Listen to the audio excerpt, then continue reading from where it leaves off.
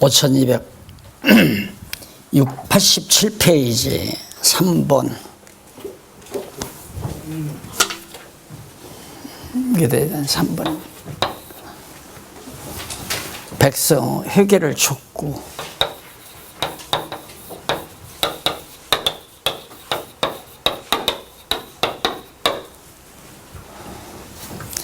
삼장 내용입니다. 죄악은 강대한 나라 애굽과 아수르를 의지하고 또 이방신을 섬기는 것, 그것이 이제 죄의 구체성이었고요. 그 죄에 대해서 회개하라고 에레미야 선지자를 통해서 촉구하는 내용이 3장인데 그 3장 내용 가운데 첫째로 1절로 5절은 88페이지죠. 이방신을 섬기는 백성의 죄를 책망하신 말씀을 증언합니다. 말이 안 되는 거죠. 이방신 섬기는 행위는, 그래서 이 종교학자들이 기독교도 함께 취급하는 경향이 대부분, 일반 학문에서 종교학, 서울대나 일반 대학에서 종교학 배우거든요. 그 종교학이 마치 교회에 대해서 가리키는 일로 착각하면 안 됩니다. 종교는 무속으로부터 시작해서 불교, 유교, 기독교까지 다 총망라해서, 그래서 무속도 하나의 종교로 취급하잖아요. 그러니까 성경은 분명히 그 이방 종교는 무속 종교거든요.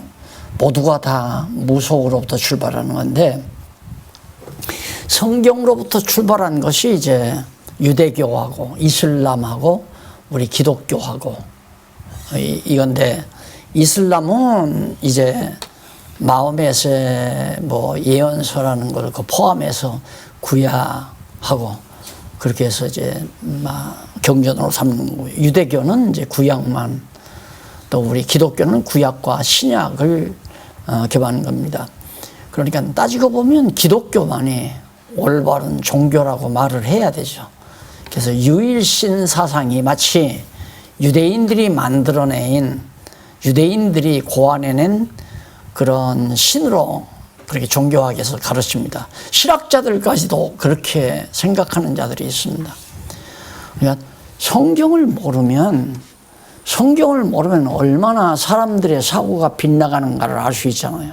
그러니까 난 자꾸 이럴 때마다, 아까 회장님이 사석에서 이제 그런 얘기 하던데, 오래 배운다고 해서 아는 것도 아니고 짧게 배운다고 해서 모르는 것도 아니다. 그 말이 맞는 얘기죠.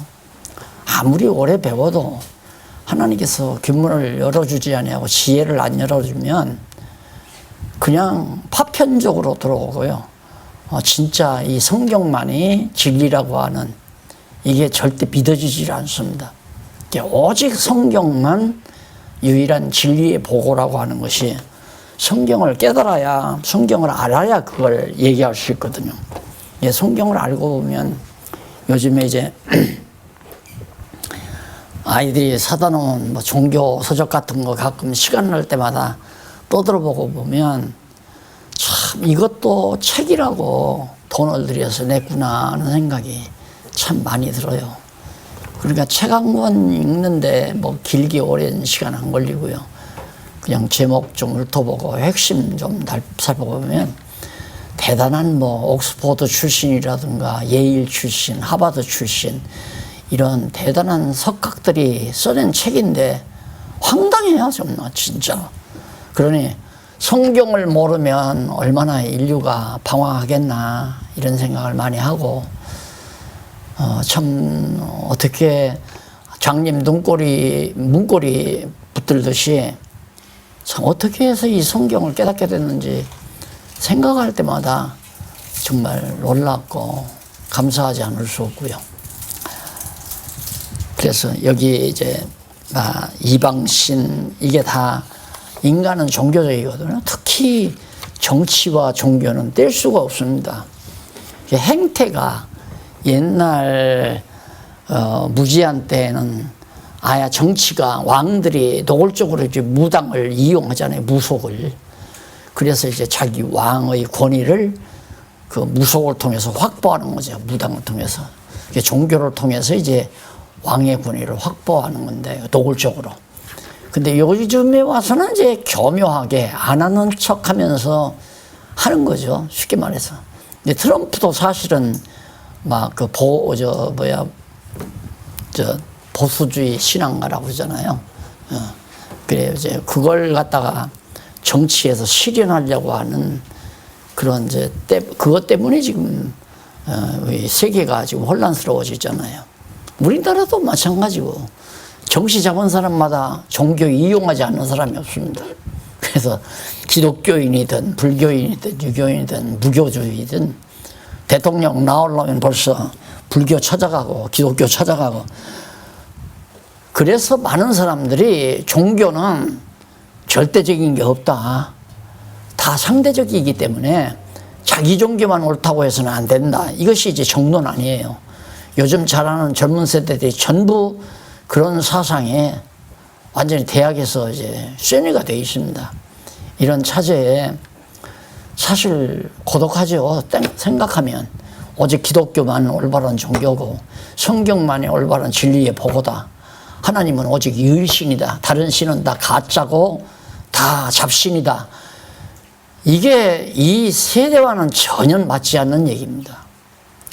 그러니까 인간적으로 보면 할 수가 없는 이제 이런 얘기하면 바보 노릇하며 사는 거예요. 바보 노릇하고. 그래도 목사님들이 3, 4년 동안 같이 해줬다는 데 대해서 참 저로서는 많은 위로가 되고요. 또 하나님께서 그렇게 해주셨다고 믿지 않을 수가 없습니다. 예레미야가 전하는 것도 그거예요. 오직 이방신은 작거다. 그거 하지 말라. 이 당시에 예루살렘 지도자들은 마말무리베 예루살렘 지도자들은 애굽 의지하려니까 애굽 신 받아들여야 되잖아요. 또 아수르 의지하려니까 아수르 신 받아들여야 되고 그러다 보면 잡신들 다 받아들이는 거죠. 그런 상황에서 예레미야가 아니다. 그 이방 신은 다 잡신이다. 그건 진짜 신이 아니다. 참신이 아니다. 오직 여호와만 하나님이시다라고 하는 말을 한다고 하는 것은 그 시대에서 왕따 당한다고 생각을 하지 않으면 안 되는 거죠. 지금도 마찬가지입니다. 성경적으로 볼 때 다 틀렸는데 틀리다 소리하면 너만 옳다냐 이러고 대듭니다. 나만 옳다고 하는 게 아니라 성경과는 다르다. 성경은 그런 하나님이 아니다. 성경이 말하는 하나님은 이런 하나님이다 하는 얘기지 내가 옳다는 얘기가 아니지 않느냐. 그리고 내가 변명을 합니다마는 참 인간적으로 보면 외로운 싸움이죠. 그렇지만 이거라야 사는 의미도 있고 이거라야 사는 힘도 나고 성경을 몰라서는 못하죠. 성경을 알고 보니까 당돌하게 담당하게 얘기할 수 있는 6절로 10절로 이스라엘의 행음 결과로 유다를 책망한 말씀. 여기서 행음이라고 하는 것은 이방신 섬기는 것이 행음이에요. 완전히 종교적인 영적 행음이죠. 근데 그러면 뭐 우상 앞에 와서 절만 하면 되는가? 아니에요. 행음은 하여튼 여호와 뒤에 만자 안 붙이면 다 행음입니다. 여호와 외에 뭔가를 내가 의지하면 그건 아내를 의지하든 자녀를 의지하든 형제를 의지하든 어떤 권력을 의지하든 뭐를 의지하든 그건 하나님의 입장에서 볼 때는 행음이에요. 그래서 남자와 결혼한 여자가 결혼해놓고도 자꾸 남의 남자 거들떠본다는 건 그 행음한 용납 못할 행위로 그렇게 인정받지 않고 마찬가지로 오직 하나님만 경외하고 의지해야 될 우리 인간이 인간을 의지하고 인간을 기대하는 것은 그 모두가 다 행음 행위로 볼 수밖에 없는 거죠. 그러니 듣기 싫은 얘기만 하잖아요. 예레미야가 이 당시에 시대적으로 봐서 예루살렘 지도자들에게 듣기 싫은 얘기밖에는 전부가 다 듣기 싫은 얘기죠. 11절로 18절 이스라엘의 자복을 명하며 이스라엘의 자복, 죄에 대한 자복을 해라 명하며 시온 후 회복에 대해 예언합니다. 회개해라. 그러나 예루살렘이 다 70년 동안 해파되고 망한다 할지라도 하나님께서 70년 후에는 회복해 준다는 구체적인 내용이 거기에 이제 소개됩니다. 자, 14절 한번 보실래요? 14절 위에서부터 여덟째 줄 앞부분. 나 여호와가 말하노라. 배역한 자식들아, 여호와만이 아니라 여호와 외에 다른 걸 의지하고 섬기는 배역한 자식들아, 돌아오라. 나는 너희 남편임이니라. 아까 행음이란 말이 영적 행음을 말하는 것이다. 내가 너희를 성읍에서 하나와 족속 중에서 둘을 택하여 시온으로 데려오겠고, 내가 또 내 마음에 합하는 목자를 너희에게 주리니 그들이 지식과 명철로 너희를 양육하리라. 지식과 하나님을, 여호와 하나님을 아는 지식과 명철로 너희들을 양육하게 하겠다. 나 여호와가 말하노라. 너희가 이 땅에서 번성하여 많아질 때에는 사람이 여호와의 언약궤를 다시는 말하지 아니할 것이요, 생각지 아니할 것이요, 기억지 아니할 것이요, 찾지 아니할 것이요, 만들지 아니할 것이며. 너희가 이 땅에서 번성하여 많아질 때에는, 아주 왕성하고 백성이 많아질 때, 이때가 위기라고 내가 한 날 그러잖아요. 목회도 참 힘들고 잘 안 될 때는 위기가 아닙니다. 오직 여호와 하나님 말을 의지하기가 쉽죠. 그런데 교인 수가 벌써 100명 단위만 넘어가도 교인이 의지되죠. 교인을 의지하게 되고, 그 다음에 여호와가 중요한 게 아니라 사람들의 비율을 맞춰야 되고, 사람들이 듣기 좋아하는 말을 해야 되고. 그게 한국교회가 과거에 했던 얘기 아니에요. 야, 어느 교단 보니까 영혼이 잘된 같이 범사가 잘 되고 강건하기를 원하노라 그러면서 축복 막 얘기하니까 사람들이 막 구름대처럼 모여들잖아요. 아, 복 받는다는 얘기를 참 좋아하는구나. 그래서 강단마다 복 얘기를 하게 된 거죠. 그 복의 내용이 언약이니까 그 복 주는 방법이, 그 언약, 하나님의 언약, 신령한 복을 얘기했으면 얼마나 좋았겠습니까? 예수 잘 믿으면 사업도 잘 되고 몸도 건강해서 복 받고 산다. 이걸 안 한 교회가 거의 없을걸요? 지금도 그거 해야 교회들이 오죠. 아까 어느 목사님 말씀드렸는데, 30일 새벽 기도, 100일 기도, 1000일 기도, 천재단, 보통 천재단이면 3년 이상 해야 되잖아요. 그러니까 중대한 일을, 예를 들어서 하나님의 교회를 예배당을 진다거나 교회당을 진다거나 이런 중대한 일이 있을 때는 우리 천재단 쌉시다. 아니고 또 가정에 아주 중대한 일을 할 때에는 천재단 싸라고 그래가지고 3년 가까이 새벽마다 나와서 빈손으로 나오지 않고 10,000원 한 장이라도, 아니면 50,000원짜리 한 장이나 매일 새벽마다 봉투에다 넣어가지고 나오고, 그게 제 천재단이라고 그래요. 그걸로 한복 본 교회 얘기를 듣고는 다른 교회도 다 따라서 하잖아요. 안 한 교회도 많지만은. 그게 말이 되는 얘기예요. 전혀 말이 안 되는 거예요. 그러니까 정말 하나님께서 이제라도 다 버려라. 버리면 내가 시온을 회복시켜. 다 그거 갖고 안 된다. 내가 너희를 시온 회복해 줄 테니까 여호와만 섬겨라. 그런데 너희들이 번성해서 잘 되게 되면, 백성의 수가 많아지면 나는 기억지도 않을 거다. 생각지도 않고. 솔직히 교인 몇백 명만 나와도 목사님들 골프 치러 다니잖아요. 골프가 나쁘다는 얘기를 하는 게 아닙니다. 할 짓도 없으니까. 응? 그리고 그런 분들은 설교도 다 메시지뱅크에다 맡기잖아요. 다음 주일날 설교할 거 해보내라. 또 아니면 교회 안에 그 조직이 있잖아요. 설교 구상하는. 고정적으로 구상해 딱 해놓으면 자기가 거기 좀 보태가지고 설교하면 되는 거고. 그게 할 일이 없죠. 성경은 어차피 모를 거니까 연구할 것이 없고, 이미 자료 확보는 됐고, 교회가 그래도 뭐 이제 여유롭으니까 할 수, 뭐 자기들끼리 골프나 치러 가서, 아, 골프공 때릴 때 여호와 하나님 생각하겠느냐 이거예요. 안 그래? 골프공에 집중하는데. 저도 자꾸만 장로님들이 가자고 해서 몇 번 가봤는데 할 짓이 아니더라고요. 가면 하루야. 가면 돈 몇십만 원 날라가고. 야, 이거 내 이러다가는 완전히 하나님께서 다리 분질러 놓을지 모르겠다 싶어가지고 다 걷어 치워버렸어요.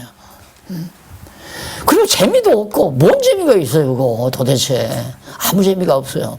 그냥 몇 사람 놓고라도 성경 강의, 성경 얘기해주면 재미가 있고, 그건 정말 값진데, 아, 골프 치러 가서 공 때리면서 그 홀로 들어가기를 바라고 그걸 때리는 거에 때려놓고도 참 너 한심하다. 거기 들어가면 뭐 하고 안 들어가면 뭐 할 거예요, 그거.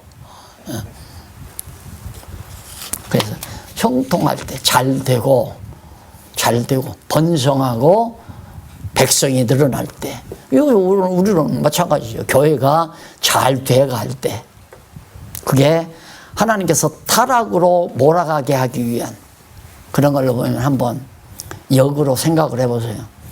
아, 목회가 안 되는 것도 다행이다. 왜? 우리 또 잘 되면 별 수 없어요. 예, 하나님께서 보실 때 지금 잘 되게 하면 또 딴 길 간다. 그래서 딴 길 안 가게 하기 위해서 잘 안 되게 하는 방법도 있고, 딴 길로 가게 하기 위해서 또 잘 되게 하는 방법도 있고, 그렇게 하나님께서는 이길 만한 시험을 주지 이기지 못할 시험은 안 주거든요. 그러니까 지금 목사님들의 현실이 하나님이 보실 때는 가장 이길 만한 현실이다, 이렇게 생각되는 거죠. 이길 수 있는 시험을 주지 이기지 못할 시험은 안 준다고 그랬잖아요. 그러니까 그때가 도리어 더 안전한 때다. 잘 되고 내 계획대로 형통하게 이루어질 때보다는 위험성이 덜하다 이거죠. 오직 그래도 하나님 앞에 더 의지하는 마음이 있을 거 아니에요. 현실이 막막하니까 여호와 하나님만 의지하게 되는 거예요. 3장 19절로 25절, 책망과 언약에 의해 돌아와 죄를 자복케 하심을 증언하는 내용입니다. 책망과 언약이에요. 죄는 하나님께서 에레미야를 통해서 책망하지만, 하나님께서 책망은 하지만, 책망해서 이제 멸망까지 시키잖아요. 그런데 하나님께서 회개를 촉구하면서 회복해 줄 것. 그러니까 죄를 자복해 하신다. 죄를 자복하게. 이게 내가 죄를 자복하는 게 아니라 하나님께서 자복하게 만들어요. 깨닫게 한다. 그래서 백성들이 이때 돌아왔잖아요. 이때 살면서 회개부터 한 게 아니거든요. 70년 이 시간에 회개한 게 아니에요. 다만 처음에는 에레미야가 가서 70년 포로 생활한다 예언했는데 붙들려 가서 진짜 포로 생활하니까 선지자의 말이 맞구나. 그러다가 여기서 이제 집 짓고 농사 짓고 뭐 짐승도 기르면서 이제 먹고 살다 보니까 편하잖아요. 포로 생활이지만 여기서 안정이 된단 말입니다. 그리고 이때 무슨 놈이 회개를 해요. 그런데 느헤미야를 보면 그게 나와요. 느헤미야가 이제 돌아오게 되는 것은 3차 포로, 여기서 이제 세 번째로 돌아와서 느헤미야가 성곽을 쌓거든요. 예루살렘 성곽을 쌓는데, 예루살렘이 처음 망할 때 이때 다행히 포로로 붙들리지 않고 살아남은 사람들이 있어요. 이 사람들이 근동에서 그냥 우거하고 살고 있었단 말입니다. 느헤미야가 그 사람들을 만나게 된 거예요.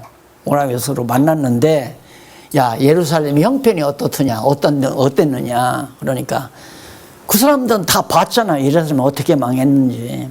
그걸 다 얘기를 해요. 다 포로로 잡혀갈 때 다행히 나는 정말 붙들리지 않아서 그 근처에 내가 머무르고 살았는데 완전히 불타버리고 성벽도 다 흘리고 완전히 정말 들강아지, 들개들이, 들짐승들이 우글거리고 이 말을 듣고 이 느헤미야가 탄식을 한 거예요. 정말 하나님께서 모세에게 언약하신 대로 그대로 이루어졌다고 생각하면서 이 느헤미야가 아닥사스다 왕한테 가서 하소연을 해요. 술 맡은 관원이었는데 가서 왕한테 술을 따르니까 왕이 있다가 야, 너 어떻게 요즘 그렇게 안색이 안 좋으냐. 그러니까 사실대로 얘기해. 내가 전에는 안색이 않지 않았습니까? 안색이 괜찮지 않았느냐 이거죠. 그런데 내가 안색이 안 좋은 것은 내가 내 고토 예루살렘에 대한 소식을 들었습니다. 여차여차하답니다. 그러면서 나를 좀 보내주시면 안 되겠습니까? 아닥사스다 왕이 허락해가지고 느헤미야가 와서 성곽을 쌓는 거거든요. 그러니까 회개를 이때 돌아와서야 말씀을 듣고 백성들이 우리가 정말 우리 조상들이 이방신을 섬기고 강대한 나라, 강한 나라를 의지했던 것이 정말 잘못이다. 이걸 갖다가 이제 교회가 어떻게 인용하느냐면 오늘날 대한민국이 미국을 의지하고 뭐 소련을 의지하고 뭐 중국을 의지하고 일본을 의지하고 이런 아니다 이거야. 아니긴 뭐하네. 세상 나라는 다 그러고 사는 거예요. 세상 나라는 강대한 나라 다 의지하고 사는 거 아니에요. 지금 대한민국은 찜바당하고 있죠.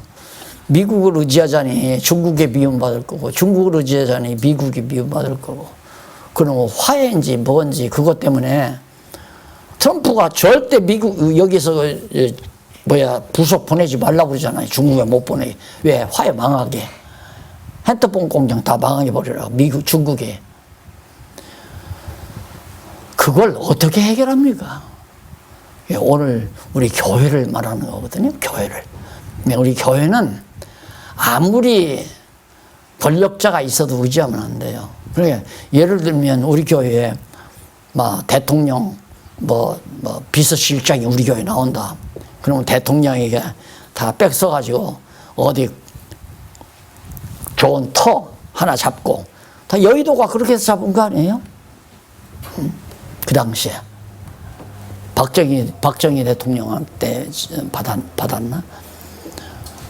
그런 것이 다 하나님 보실 때는 아름답지 않은 거죠. 오직 여호와 하나님만 의지하고 살라는 것이 에레미야 선지자가 지금 하는 얘기거든요. 그냥 하나님 언약했지 않느냐. 모세를 통해서 다시 돌아오게 한다. 70년 후에 언약했으니까 언약 믿고 그 언약의 말씀을 믿고 돌아와서 죄를 회개해라. 하나님 앞에 돌아와서 죄를 회개케 하신다 하나님이. 그러니까 언약대로 70년 포로생활 끝나면 돌아와서 하나님 앞으로 돌아오게 하나님 여호와만을 의지하도록 회개하게 하나님께서 해주시겠다.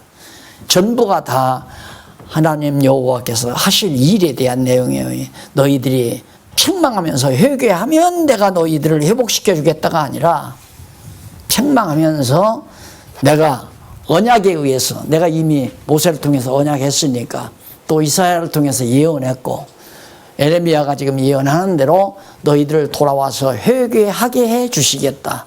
누구를? 당신의 택한 백성을. 회개하는 것까지라도 다 여호와. 우리 장로교 신학 가운데 구원의 서정 중에 회개도 하나님이 하게 하신다고 나와요. 그것도. 그런데 하나만 성화만 인간의 의지가 필요하다.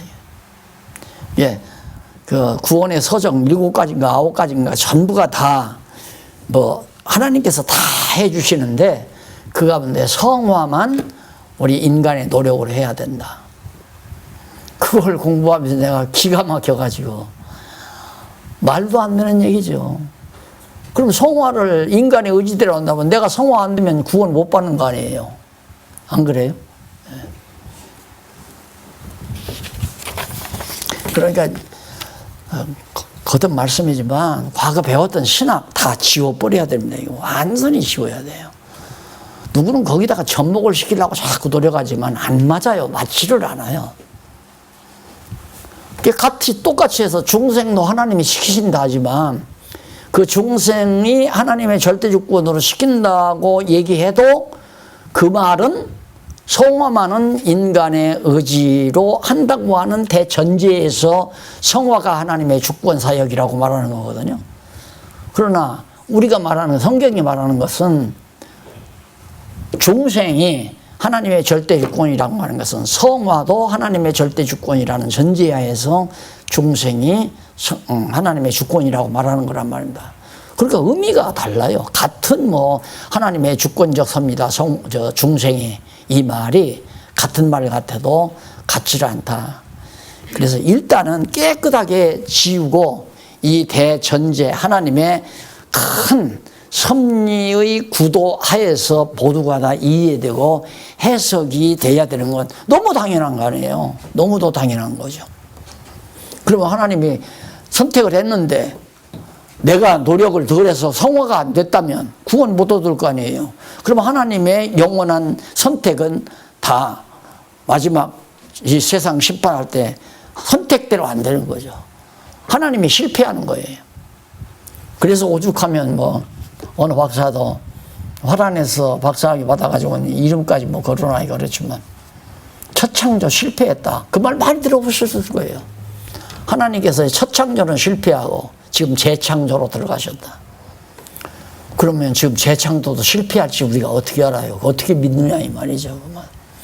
그런 얘기 들을 때마다 내가 어떻게 그 비싼 놈에 등록금 내고 여기 와서 사각모자 한번 쓰려고 여기 온 것도 아니고 신학교 가가지고 그럼 몇 년 참느라고 애먹었다니까요. 강의 때마다 신경질이 나가지고 한 번이나 질문하면 완전히 학점만 나오니까 재강 들어야 되잖아요. 더 고통당하고. 그때 그냥 그만 둬버렸어야 하는데 하나님께서 그만 안 두겠다고 하신 거 끝까지 해서 졸업을 하게 해가지고 말도 안 되는 얘기를 몇 년 동안 죽으라고. 유다의 멸망을 탄식함. 자, 유다의 멸망 네 번째. 멸망. 이것도 그래요. 지금 유다가 바벨론에게 망해요. 이럴 때가 참 단편적으로 요 사건만 딱 보면 힘든 거죠. 유다도 범죄하니까 망하지 않았느냐. 그러니까 무슨 야곱이 유다에게 언약도 다 필요 없는 거고 그 다음 다윗에게 언약한 것도 다 필요 없다. 죄지면 망한다. 그렇게 설명할 수밖에 없잖아요.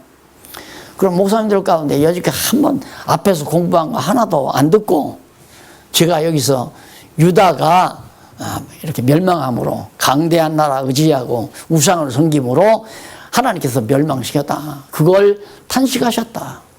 맞아요. 다 죄지면 멸망시킵니다. 하나님께서. 아까 우리 이 목사님은 멸망하면 다 없애버린다고 그러잖아요. 그것이 요즘에 또 말이 많은가 봐요. 그러니까 사망이 영원한 것을 모르는 거죠. 생명이 영원하고 사망도 영원하다는 것. 빛도 영원하고 어둠도 영원하다는 걸 모르는 거예요. 영원한 천국과 영원한 지옥은 어두운 권세에 있는 거고 빛은 빛의 권세 아래에 있는 거고 빛이 어둠을 이기잖아요. 그렇지만 어둠을 그냥 놔두니까 어둠 가운데 빛이 비추지 아니하니까 어둠이 있는 거란 말입니다. 그래 어두운 권세가 계속해서 영원토록 있어가지고 불택자들을 영적 고통 속에서 영원히 살게 함으로 이 상대 개념이 이루어지잖아요. 그래서 만약에 영원한 세계에 천국만 있고 지옥이 없다고 하면 또 천국에 사는 우리가 지옥의 이 고통을 이것이 없다면 천국의 기쁨이 없죠. 내가 그런 얘기 했잖아요. 명절 때 승합차를 타고 가면 막 파란 선 안으로 1차선으로 막 달려갈 수 있잖아요. 그런데 승용차, 고급 승용차 막 1억대 나가는 거 5천만 원, 8천만 원씩 나가는 고급 승용차 타고 쭉 옆에 서 있는 걸 보면, 이야, 2, 3천 마리, 2, 3천만 원짜리 승합차가 얼마나 좋은가. 왜? 상대 개념이란 말이야, 상대 개념. 그게 우리가 천국 가서 정말 기뻐하는 것도 지옥이 있기 때문에 천국이 즐거운 것이지, 지옥 없는 천국은 즐거울 수가 없죠. 그래서 유다의 멸망, 이것만 딱 보면 얼마든지 죄지면 멸망합니다. 이 말이 맞아요. 거기서 끝난다 이 말, 보통. 그러나 성경 신학에서는 성경을 보면 유다는 멸망한다는 것이 바로 70년 멸망한다 이 말이거든요. 70년 동안 바벨론에게 포로가 된다. 이게 멸망하는 거 아니에요? 유다가 망해요. 그것이 바로 아까 말한 대로 뽑아내는 거죠. 뽑아서 바벨론으로 옮겨다 심는다. 이걸로 끝나면 안 되죠. 우리 성경을 가리키는 자가 뽑아다 옮겨다 심었지만 하나님의 정한 때는 다시 옮겨다 심습니다. 고향이다, 고토에다. 그래서 항상 택한 하나님의 백성들에게는 즐거운 종말이고 불택자들은 고통의 종말로 끝난다. 그런 얘기를 이제 공식 삼아서 제가 말씀을 드리잖아요. 그래서 유다의 멸망을 탄식하는 것은 예레미야가 정말 자기 동족이 망한다는데 안 탄식할 사람 어디 있어요? 그것이 이제 에레미야 애가서 아닙니까? 에레미야 애가서. 슬픈 노래라는 얘기거든요. 이스라엘이 돌아오므로 유다도 하나님께 속하라. 이스라엘이 돌아온다. 이들도 이때 다 아수르로 끌려가서 바벨론 치하에 있는 이들도 돌아오니까 유다 백성, 남쪽 유다 백성도 이제 갔다가 다시 함께 돌아온다. 그래서 이스라엘이 회복이 되는 겁니다. 그래서 찢으시고, 이렇게 나라를 하나님께서 찢으시고 다시 싸맨다. 하나로 합친다 이 말이에요. 하나님께서 찢기도 하고 하나로 싸매기도 하고.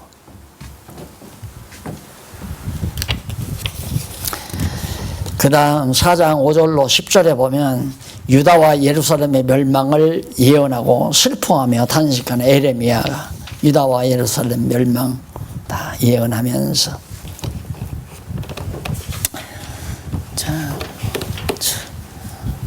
거기 조금만 한번 읽어보면 7절 사자가 그 수풀에서 올라왔으며 열방을 멸하는 자가 나왔으되 네 땅을 황폐케 하려고 이미 그 처소를 떠나 나왔은즉, 바벨론이 이미 쳐들어왔다 이 말이에요. 떠났다. 치러 출발했다 이 말이죠. 왔은즉 네 성읍들이 황폐하여 거민이 없게 되리니 이를 인하여 너희는 굵은 배를 두르고 애곡하라. 대저 여호와의 맹렬한 노가 아직 너희에게 돌이키지 아니하였음이니라. 나 여호와가 말하노라. 그날에 왕과 방백들은 살상할 것이며 제사장들은 놀랄 것이며 선지자들은 깜짝 놀라리라. 내가 가로되 슬프도소이다. 주 여호와여, 주께서 진실로 이 백성과 예루살렘을 크게 속이셨나이다. 이르시기를 너희에게 평강이 있으리라 하시더니 칼이 생명에 미쳤나이다. 하나님이 속였다는 거예요. 속인 게 아니죠. 평강이 있게 하기 위해서 이미 바벨론의 포로로 그게 멸하시고 다시 하나님께서 구원하시고 뽑으시고 다시 세우시고, 이게 이제 하나님께서 하시는 섭리 내용인데 선지자들은 너무 고통스러우니까. 그 다음 심판을 위하여 4장 11절로 18절 심판을 위하여 예루살렘이 포위되게 하실 것을 예언합니다. 예루살렘이 다 포위된다. 예레미야 선지서는 물론 이사야도 그렇지만은 그냥 연속 행위니까 그것만 기억하시면 돼요. 이사야는 북이스라엘 망할 무렵, 그 다음 예레미야는 남쪽 유다가 망할 무렵에 하나님께서 보냈다. 왜? 구원하시려고. 하나님 여호와 기억나게 하시려고. 그냥 살다가 바벨론에게 멸망하면 우리 약하니까, 힘이 약하니까 당연히 망했지, 이렇게 알지, 하나님이 망하게 했다는 거 그렇게 안 믿을 거 아니에요. 그러니까 여호와 하나님이 너희들을 망하게 했다, 그러니까 역사를 여호와 하나님이 주관한다는 것을 믿게 하려고 아주 바벨론을 아주 강하게 만들어서 쳐서 남쪽 유다가 망하게 해요. 그러면 이것은 얼른 하나님 여호와 잊어버리기가 쉽잖아요. 그렇기 때문에 선지자를 보내가지고 망한다, 망한 다음에 70년 포로 생활을 되게 한다. 이게 이렇게까지 예언함으로 진짜 에레미야의 예언대로 망했네. 그러면 바벨론이 강해서 망한 게 아니라 여호와 하나님이 뜻이 망하게 하셨기 때문에 망했다고 믿을 수 있잖아요. 근데 여기 회복될 때는 반대예요.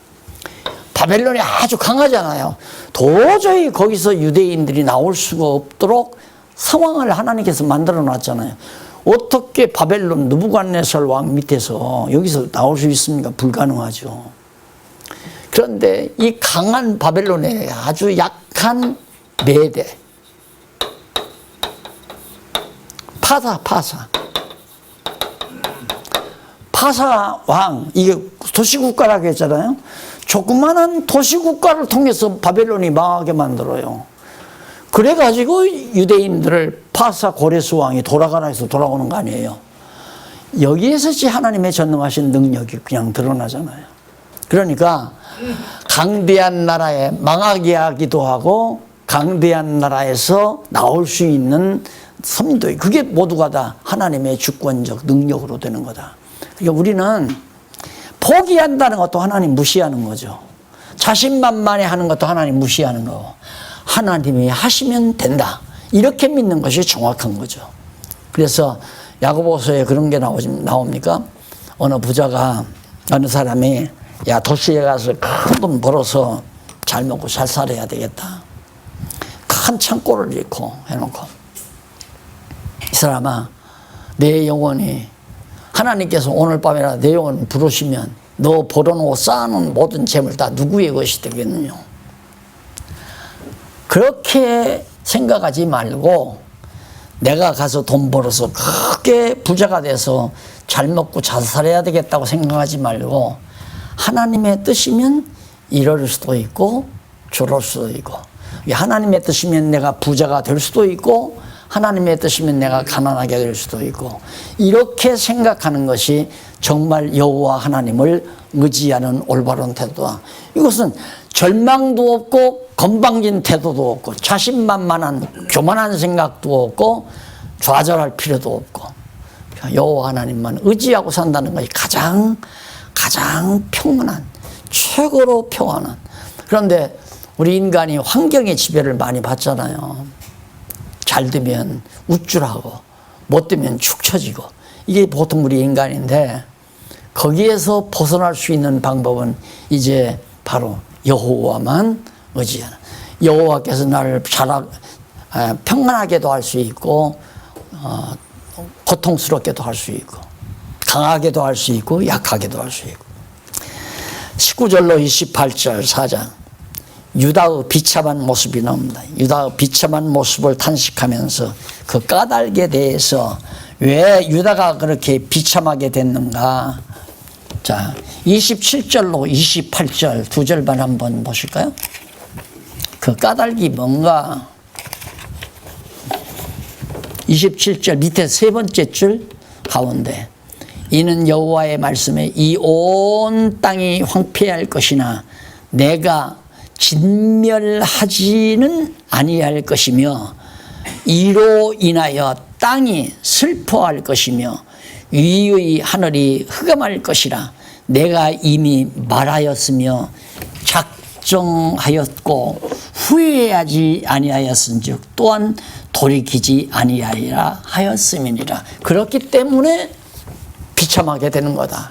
하나님께서 이미 작정하셨고 이미 그걸 후회하지 않고 그대로 행하기 때문에, 하나님께서 작정하신 뜻을 행했기 때문에 유다가 비참하게 됐다, 그거 아닙니까? 그 다음 넘어가서 29절로 31절 보면 4장 12페이지 5312페이지 유다의 모든 성읍이 황폐하여 괴로워하는 모습을 증언합니다. 예루살렘은 망하는 게 아니라 예루살렘 주변에 유다 성읍들이 많이 있잖아요. 다 망한다 이거다. 그 다음 5번째로 백성의 패역을 책망합니다.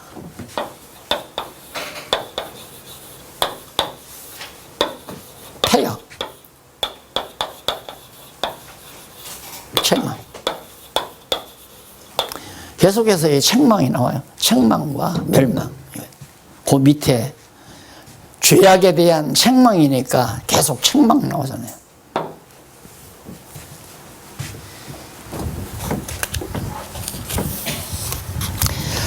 백성의 거짓 맹세를 증언하면서 미련과 패역함을 아려는 그런 내용이 이제 이사야 선지자에서 나오는 거예요. 저 에레미야 선지자로부터. 그다음 넘어가서 계속 어려운 부분은 없습니다. 5장 7절로 13절 패망한다는 예언과 패역에 대해 지적한 말씀을 증언하는 내용입니다. 유다 망한다 망한다 이 소리를 예루살렘 지도자들이 듣기 싫어했던 거예요.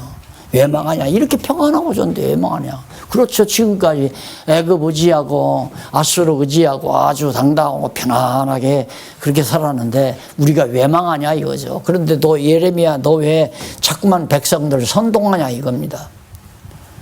예, 참 바른 말 하고 산다는 것은 하나님 여호와 의지하지 않고는 불가능한 거죠. 5장 14절로 19절 백성을 아주 멸하지 않는다. 앞에서도 나왔죠. 아주 멸하지 않는다. 이게 북이스라엘 나라 왕조가 몇 번 바뀌죠. 왕조 망하고 결국은 북이스라엘 왕조는 완전히 망해버려요. 그러나 백성은 아주 멸하지 않아요. 남은 자들도 다시 유다 백성과 함께 다시 돌아오게 돼요. 그래서 여기도 유다 백성은 절대 아주 멸하지 않는다. 왜? 그건 뭐 당연하잖아요. 다윗과의 언약, 모세와의 언약, 야고보 언약, 더 나아가서는 영원한 하나님의 언약에 의해서 절대 아주 멸하지 않는다. 이게 얼마나 큰 힘이 되는지 모릅니다. 하나님의 택한 백성이 아주 망하지 않게 한다.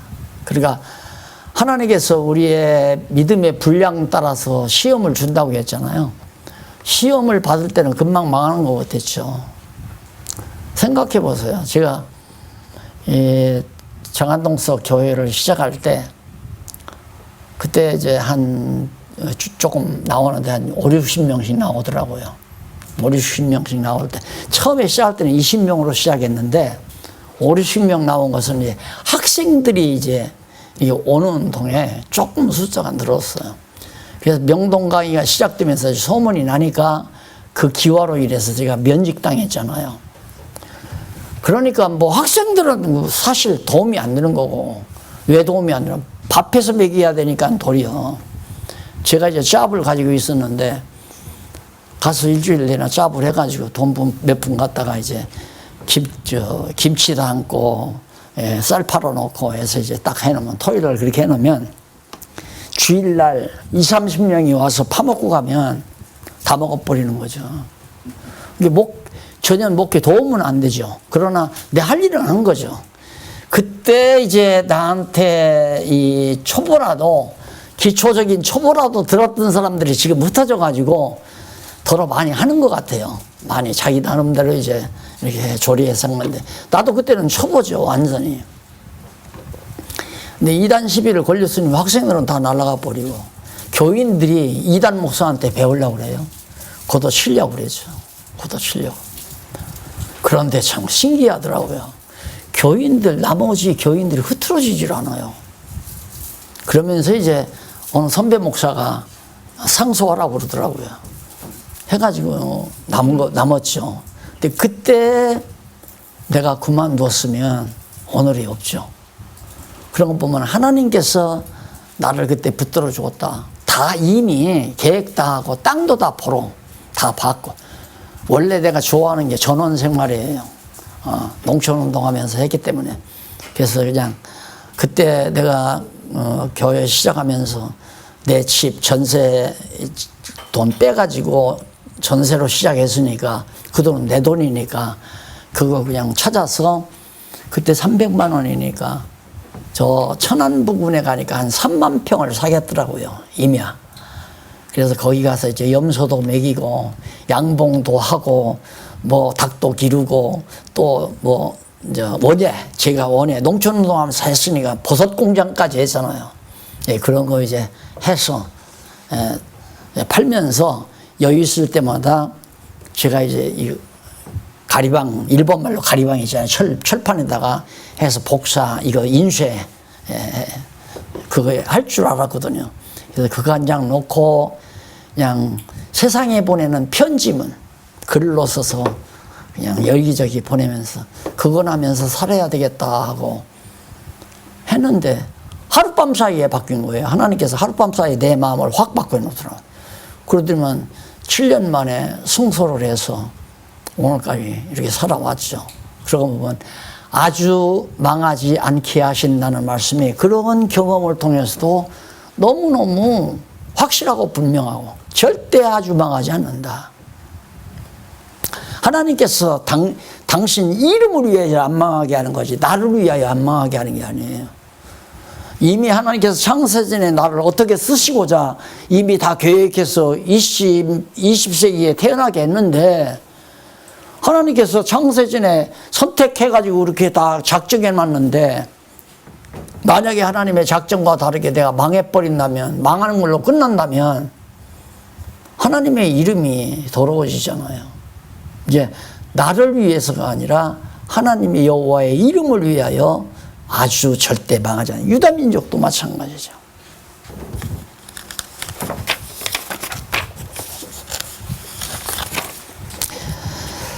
(20절로 25절) 백성의 우준함을 책망하며 허물과 죄의 결과를 증언하는 내용이 나오고요.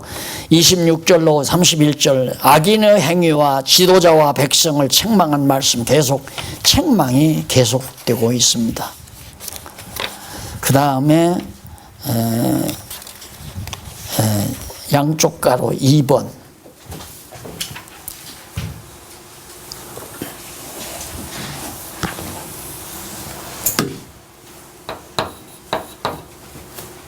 양쪽 가로 2번은 멸망에 대한 예언입니다. 멸망에 대한 예언. 예언이 6장에서 10장까지 별로 어려운 건 없죠. 이사야 선지서를 자세히만 읽어보시면 에레미야 선지서는 그렇게 어려운 내용은 없습니다. 그 내용 가운데 죄악으로 인한 멸망을 예언하는 죄로 인해서 멸망한다.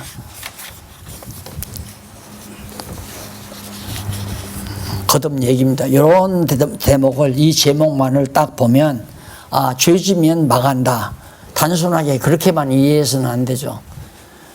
아까 전체적인 판을 전제하고 유다 백성이 잠시 명하는 거 아주 멸하지 않는 멸망을 말한다. 멸망해도 다 그 대상에 따라서 다르다는 걸 알 수 있죠. 6장 1절로 8절 예루살렘 멸망에 관한 예언과 악에 대한 권고를 악은 여호와를 떠난 것이 악이라고 그랬죠. 6장 9절로 15절 남은 자를 구원하라며 멸망한다고 하신 언약을 예언합니다. 자, 이 말이 바뀐 거죠. 남은 자, 예루살렘 멸망한 자, 예루살렘 멸망하지만은 남아있는 자를 구원한다. 나와서 포로로 잡혀간 사람. 여기서는 그러니까 살육당하는 사람보다는 포로로 끌려가는 사람이 나중에 보호받아서 돌아오는 거예요. 6장 16절로 23절 불순종에 대해 책망하며 대적에 의해 망한다고. 대적이 불순종 여호와 하나님 떠나고 여호와 하나님 멀리하고 이방신 섬기고 그 멸망하는데 대적에게 망하게 한다. 제일로 우리가 이제 우리 성도들이 견디기 힘든 부분이 그런 것들이죠. 불신자들은 잘 되는데 우리는 안 되고, 다른 이방 종교를 가지고 있는 사람은 형통한데 사업도 잘 되고 몸도 건강하고 자식들도 다 출세하고 좋은데, 하나님을 믿는 우리 성도들의, 우리 목사님들의 자녀들은 공부도 못하고 출세도 못하고 이런 경우가 우리로 실족하게 만드는, 상상해 보세요. 여기 그 시대의 역사를 여호와 하나님께서 그동안 지킨다고 해서 계속 다윗 왕조가 유지됐는데, 갑자기 바벨론 제국이 와서 쳐서 다 망하게 하고 막 사육시키고, 성전은 다 불타버리고 회파되고 성곽도 다 무너져버리고, 백성들은, 나머지 백성들은 끌려서 포로로 잡혀가고, 끝난 거 아니에요? 완전히 끝난 거 아니에요? 이런 데 비하면 우리들이 있다고 해서 겪는 건 아무것도 아닙니다. 예. 학교 다닐 때 정말 철저히 정말 기독교를 반대하는 학생의 가문이 잘 돼요. 쉽게 말하면. 사업도 잘하고. 그런데 열심히 신앙생활하고 하나님을 경외하며 살았던 가정은 모든 일이 잘 안 돼간다. 이럴 때 견뎌낼 수가 없는 거죠. 참아낼 수가 없는. 그러나 이런 하나님의 섭리 경륜을 쭉 살펴보면, 아, 그것이 능사가 아니로구나. 이게 돼지에게, 왜 시골에서 돼지 기르는 사람들이 마지막 이제 도살장에 팔아 넘기기 전에는 아주 기름 있는 것으로 잘 먹인다고 그러잖아요. 잘 먹인다. 예. 그래야 이제 돼지가 무게도 잘 나가고 이제 돈을 많이 받기 때문에. 그러니까 하나님께서 바벨론 세력 강하게 만드는 것은 이들 형통하게 하려고 강하게 만든 게 아니잖아요. 아니, 그냥 한 달에 그냥 한 50만 원씩 용돈 받아 쓰다가 면직담은 아무것도 아니에요. 면직담, 아유, 좀 덜 쓰면 되지. 이렇게 참아넘길 수 있잖아요. 근데 500만 원, 돈 1000만 원 이렇게 받아서 그냥 살림을 꾸려가다가 갑자기 직장에서 떨어져 버리면 자살해버리고 말죠. 감당을 못하니까. 이게 바로 그런 거예요. 네. 이게 하나님께서 잘 되게 하는 것은 멸망시키기 위한 방법이 있고, 또 하나님의 백성에게는 잘 되게 하기 위한 것은 타락시키기 위한 방법이고. 왜? 타락을 시켜야 한 번 또 배울 수 있으니까. 잘 되면 여호와 하나님 버리잖아요. 잘 되면 백성이들 생육하고 번성하고 잘 되면 여호와 하나님 버린다고 아까 이사야가, 예레미야가 얘기했잖아요. 그러니까 잘 되는 것은 택자나 불택자나 위험한 거죠. 잘 되는 것. 그런데 불택자는 잘 되게 하는 것은 형편없이 무너지게 하기 위하여. 이것이 이제 요한계시록에 가서 마지막 날에 가도 믿는 자가 없이 돼버리잖아요. 믿는 자가 없이 어떻게 되느냐. 완전히 짐승 권세가 세계를 다 지배해버리니까 믿는 사람이 하나도 없어져 버려요.